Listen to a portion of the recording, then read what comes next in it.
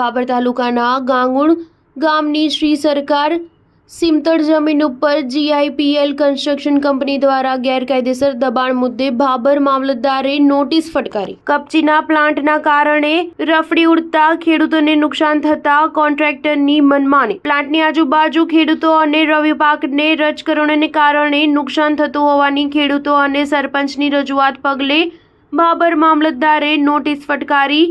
બાબરથી Radhanpur national હાઈવેની કામગીરી ચાલતી હોય જીઆઈપીએલ એજન્સીએ ગાંગુણ ગામની સીમતળ જમીન ખાતા નંબર 270 સર્વે 132 વાળી જમીન હાલે રેકર્ડ પર શ્રી સરકાર પડતર ચાલે છે, જેના પર જીઆઈપીએલ કન્સ્ટ્રક્શન કંપનીએ કોઈપણ પ્રકારના એગ્રીમેન્ટ દસ્તાવેજો કર્યા વિના દબાણ કરી દેવામાં આવતા ગાંગુણ જૂથ ગ્રામ પંચાયતના સરપંચ બલાજી ઠાકોર તેમજ તલાટી કમ મંત્રી દ્વારા 2 દિવસમાં જમીન પરનો દબાણ હટાવી દેવા નોટિસ આપવામાં આવી હતી, તેમ છતાં કોન્ટ્રાક્ટરના પેટનું પાણી હલતું નહોતું।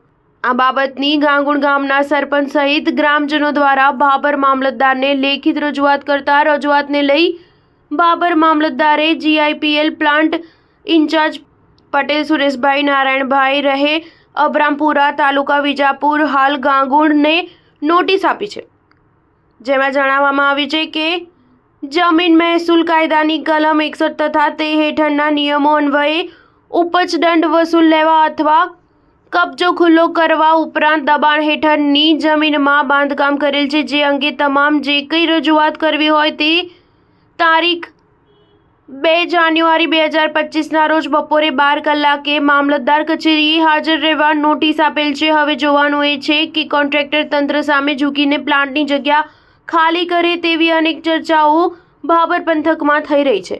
જાણવા મળતી માહિતી મુજબ સર્વે નંબર 133 જેનું ખાતા નંબર 114 છે, જે ખેતીની જમીન ખેડૂતના નામે બોલે છે, જે ખેતી માટેની જગ્યાએ પણ કમર્શિયલ ઉપયોગ કરી સરકારશ્રીની આંખોમાં ધૂળ નાખી રહેલ છે। ખેડૂતોની ખેતી પાકોને નુકસાન છતાં કોન્ટ્રાક્ટરની મનમાની। આ કંપનીના પ્લાન્ટની કામગીરી દરમિયાન ઉડતી ધૂળ રજકણો આજુબાજુના રવિ પાકોને મોટું નુકસાન કરી રહી છે, તેમજ નજીકના ખેતરોમાં વસતા ખેડૂતોના આરોગ્યને નુકસાન કરી રહી છે। આ બાબતે જાગૃત નાગરિક દ્વારા ગ્રામ પંચાયતના તલાટી સહિત મામલતદારને રજૂઆત કરવામાં આવી હતી। Star news 7 Patan.